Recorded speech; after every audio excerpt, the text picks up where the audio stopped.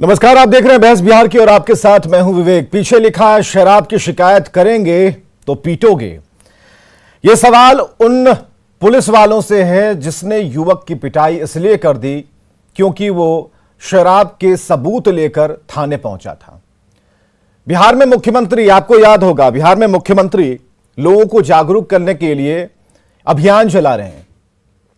कोई ऐसी जगह या फिर जिला नहीं है जहां पर मुख्यमंत्री नहीं गए, जहां टेंट शामियाना नहीं लगा और जहां पर लोगों की भीड़ नहीं हुई, जहां जीविका दीदियां आगे नहीं बैठी थी।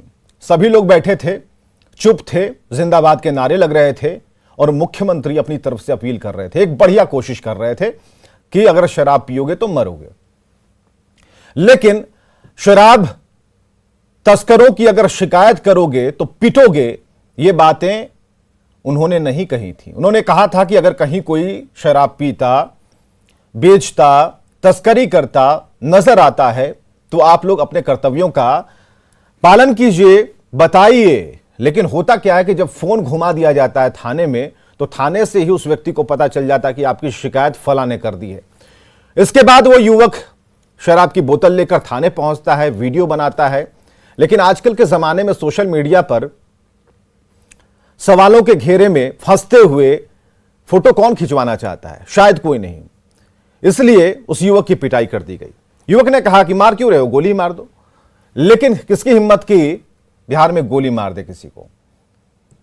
तो यहां पर लत्तड़ थप्पड़ से बात यहां पर चल गई।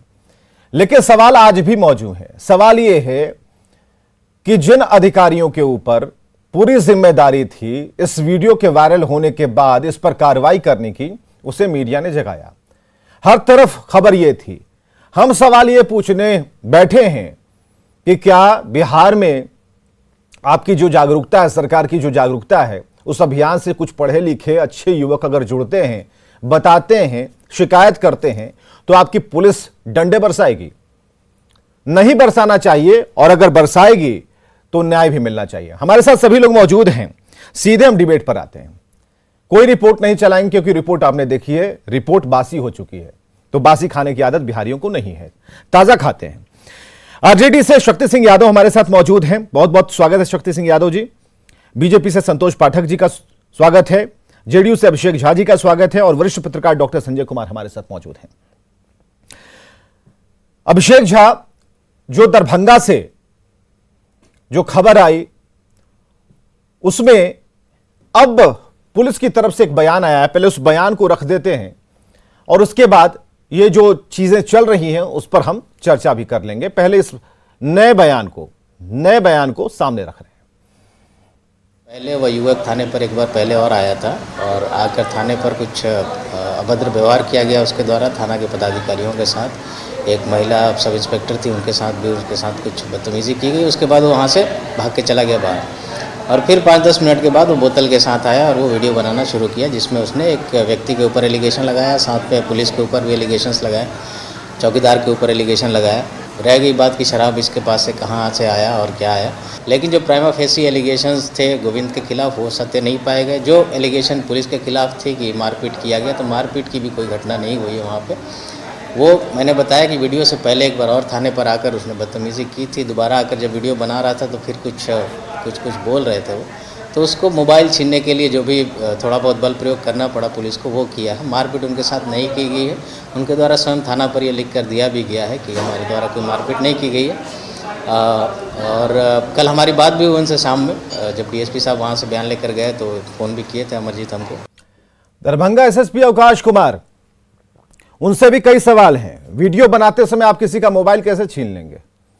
किसने आपको हक दिया और कौन सा ऐसा गैर कानूनी काम वो लड़का कर रहा था कि मोबाइल छीनने के दौरान हाथापाई हो गई, लपड़ थप्पड़ हो गए और आपकी जांच में पुलिस को क्लीन चिट मिल गई? ये सवाल खड़े होंगे। अभिषेक झा जी, इस पूरे मसले पर आपका रिएक्शन जरूरी है क्योंकि सरकार आप हैं।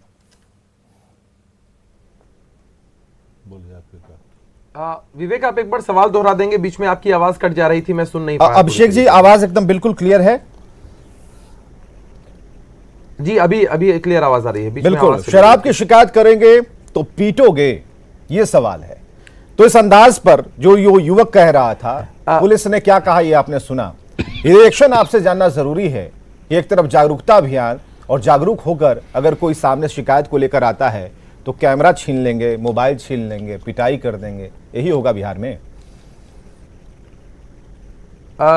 विवेक जी, मुझे लगता है कि पुलिस की जो भी रिपोर्ट होगी, आपने तो बयान वहां सुनाया है वहां के एसएसपी का, लेकिन उसके अलावा पुलिस की जो भी रिपोर्ट होगी लिखित रूप से, तो मेरे सामने अभी मुझे दिख रहा है, मेरे मोबाइल पर है वो चीज़।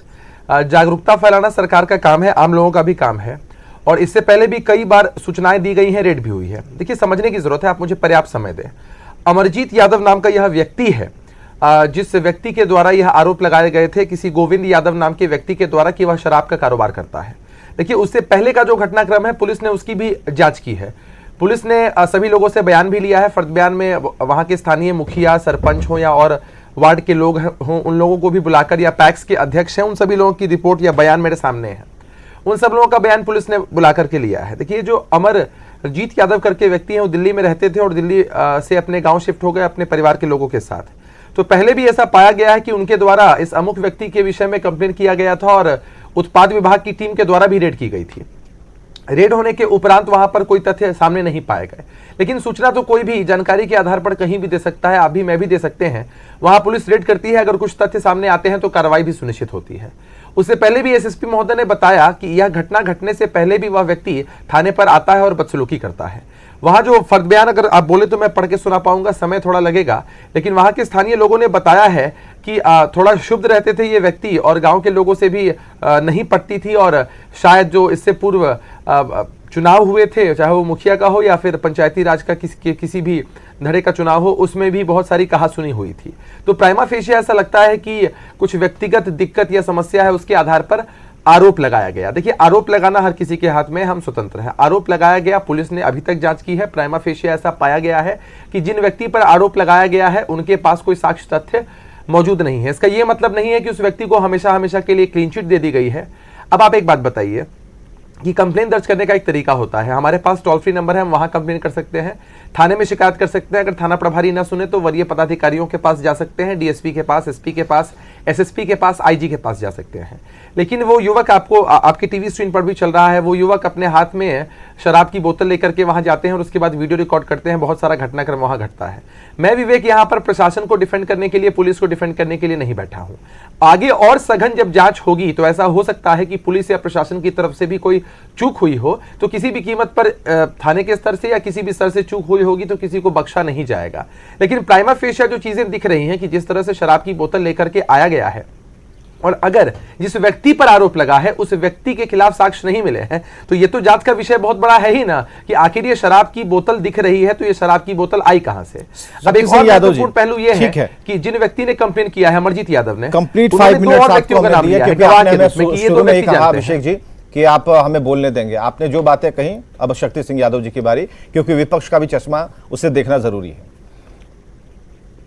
जी, गवाह भी नहीं आ पाए हैं। शक्ति सिंह यादव जी का नाम लिया गया था, बट फोन नंबर नहीं आ पाए। ठीक है, इसके बाद मेरे सवाल शुरू होंगे। हाँ। बस ऐड कर दिया मैंने, बस कि गवाह नहीं है। विवेक जी, मैं इसे ठोको शासन का हिस्सा कहूं या फिर थके हुए मुख्यमंत्री के लचर कानून व्यवस्था का नमूना, एक बात आप स्पष्ट तौर पे जान लीजिए। 2005 में जब शराब की दुकानें बंद हुई, शराब जब टेक ओवर और गवर्नमेंट किया था, नई गवर्नमेंट बनी थी, तो 700 दुकानें थी। जब 15 में शराबबंदी हुआ तो कितने शराब की दुकान थे? 7,000 के आसपास शराब की दुकानें थी बिहार के अंदर, हो गई थी। विस्तारीकरण हुआ।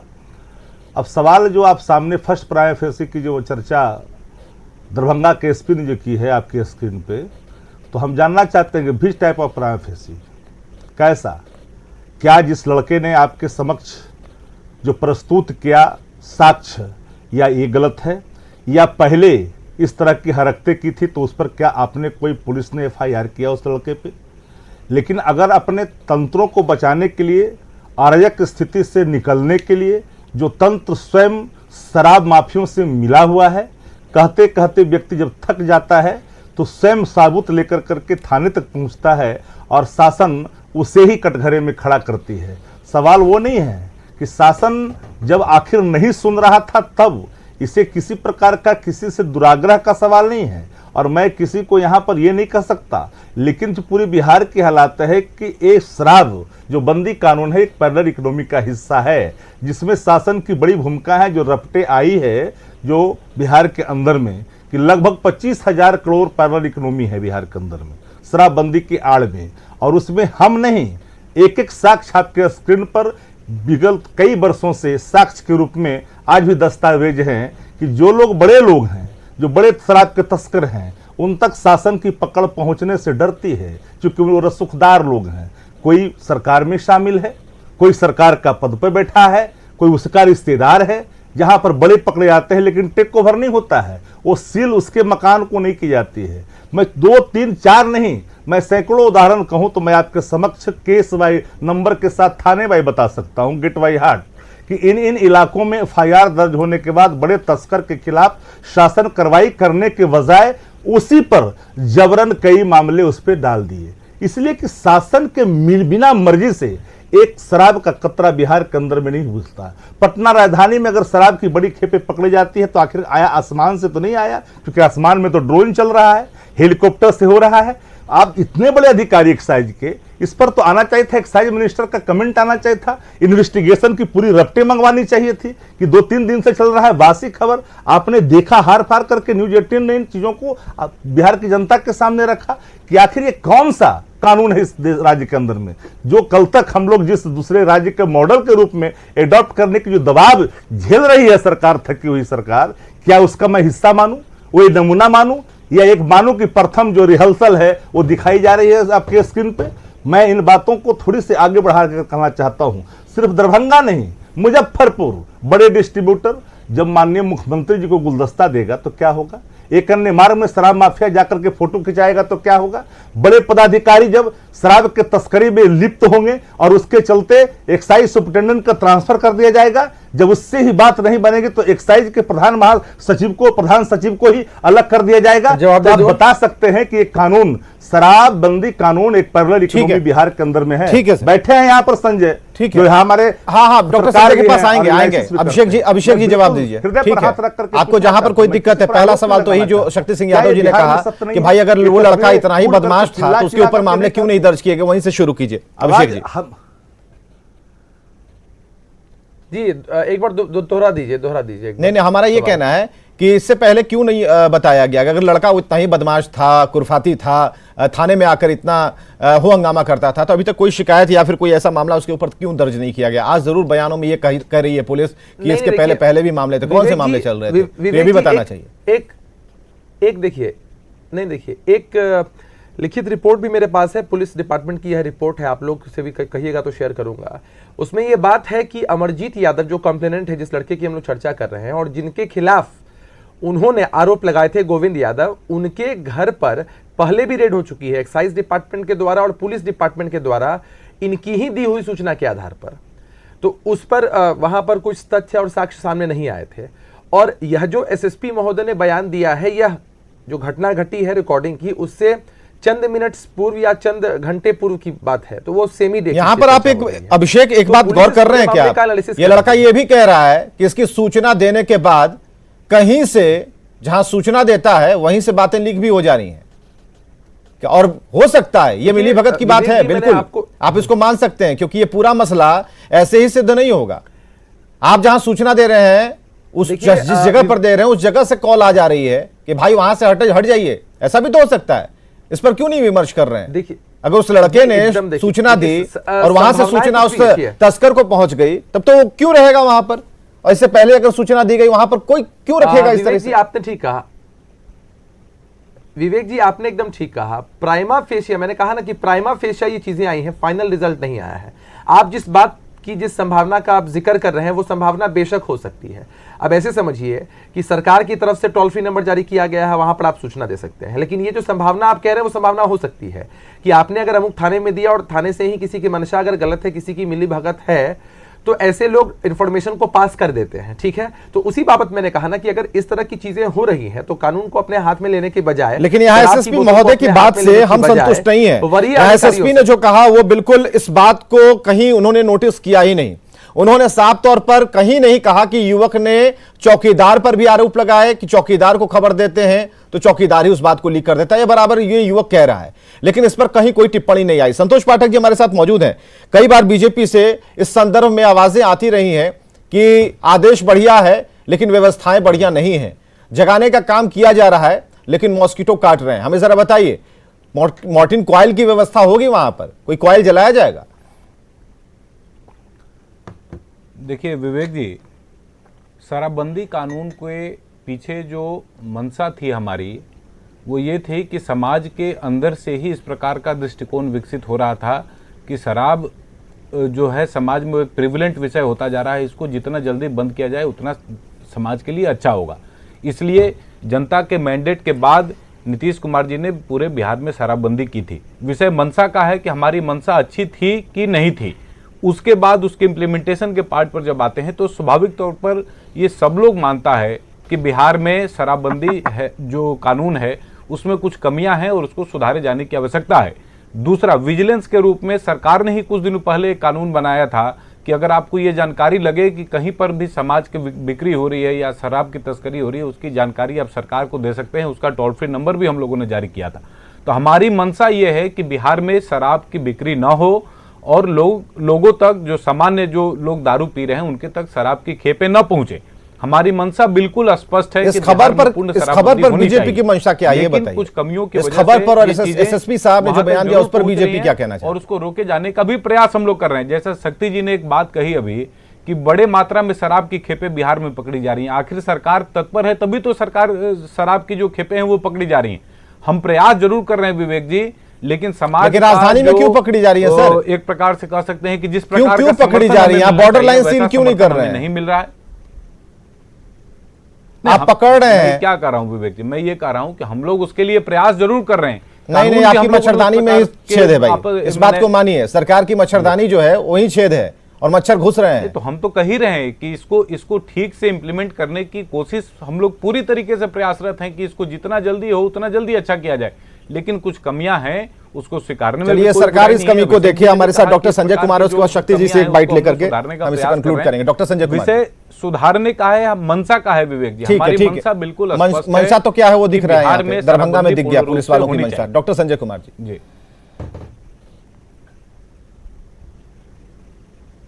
देखिए, एक चीज तो है कि क्या बिहार में शराब बनती है, क्या शराब बिकती है? अगर न शराब बनती है और न बिकती है तो उस लड़के के पास वो शराब की बोतल कहां से आई? दूसरी चीज, ठीक है, हो सकता है कि गोविंद यादव से उसकी कोई व्यक्तिगत दुश्मनी हो, इस वजह से भी वो इंटेंशनली गोविंद यादव का नाम लेकर के उनको कहीं ना कहीं से कोशिश कर रहा होगा कि उनको हम कटघरे में लाए। मानता हूं कि एक्साइज की टीम गई, पुलिस की टीम गई और गोविंद यादव बिल्कुल निर्दोष और एक संत प्रवृत्ति के व्यक्ति निकले और अमरजीत यादव के बारे में पता चला कि ये उनको इंटेंशनली ये कर रहा था। लेकिन वो लड़का जब वो बजाते वो शराब की बोतल लेकर के और लाइव कर रहा था और जिस तरह से पुलिस उसको पकड़ती है, पीटती है, वो लड़का चिल्लाता है कि भाई हमारी पिटाई आप क्यों कर रहे हैं, तो क्या ये जन जागरूकता है? क्या आप सामाजिक तौर पर अगर इसी तरह से समाज को आप जागरूक करना चाह रहे हैं कि अगर आप किसी को देखते हैं कि वो शराब बना रहा है, कोई शराब बेच रहा है, ये किसका निर्देश था? सरकार का ही तो निर्देश था कि आप सूचना दीजिए पुलिस को। ठीक है, वो सूचना सही भी हो सकती है, सूचना गलत भी हो सकती है। हो सकता है कि सूचना देते वक्त तक वह व्यक्ति तक यह खबर चली जाती है कि आपके बारे में सूचना दी जा रही है, आप थोड़ा किनारे हो जाइए। लेकिन ये जो एक प्रोफेशनल पुलिसिंग का जो रोल था वो दिख नहीं रहा था। आप अपने को बदनामी से बचाने के लिए कि ये लड़का हमें एक्सपोज कर रहा है, वो तो कह रहा था कि बजाते हमने व्हाट्सएप पर एसएसपी साहब को हमने भेजा कि जरा आप अपने तरीके से इसको दिखवा लीजिए। अगर उसका इंटेंशन इतना ही गलत था, ठीक है, वो थाने में अभद्र व्यवहार किया या अच्छा व्यवहार किया या थाने के सामने जाकर के जो वो फेसबुक लाइव कर रहा था उसका तरीका कानूनन जायज था, गलत था, वो बात की चीज है। लेकिन आप एक तरफ जब कहते हैं कि समाज के लोगों की भी जिम्मेवारी बनती है, अगर लगता है सब कुछ सरकार के भरोसे संभव नहीं है और यह सामाजिक बदलाव का काम है, सामाजिक जागरूकता से ही शराबबंदी को असली अमली जामा पहनाया जा सकता है, तो एक बच्चा जो दिल्ली से कहता है कि हम गांव आते हैं, हमें सूचना मिलती है, हमने कोशिश की, चौकीदार से लेकर के एसएसपी लेवल तक उसने कोशिश की, मतलब एक पूरा जो एक नेटवर्क काम करती है पुलिस क्या उस जिले में, वो नीचे से ऊपर तक वो कोशिश करता है। डॉक्टर संजय, आपको बताते हुए मुझे बहुत ही निराशा हो रही है कि यहाँ पर एक बात और भी खबर में है, उसे विक्षिप्त भी बताया जा रहा है। आप समझिए, अगर उसने तस्वीर दिखा दी तो उसे विक्षिप्त बताया जा रहा है। अब स्थिति यह है और पुलिस अपने हिसाब से इसे तोड़ मरोड़ कर सामने रख रही है, उन चीजों का जिक्र नहीं किया जा रहा है। हमारी जांच में यह पाया गया। अरे आपकी जांच कब हो रही थी? आपकी जांच इससे पहले कब हुई? उस लड़के को आप अगर कह रहे हैं कि वो बहुत ही बदमाश था, तो आपने कौन सी एफआईआर दर्ज कर ली? तो कई सवाल हम जरा छोड़ देते हैं, पब्लिक पर भी छोड़ते हैं। हालांकि इस पे और भी जांच अगर होगी, जैसा कि अभिषेक कह रहे हैं, तो उस पे और भी रिजल्ट सामने आएगा। बहुत बहुत शुक्रिया। समय की कमी है इस कार्यक्रम में और खबरें लगातार जारी हैं।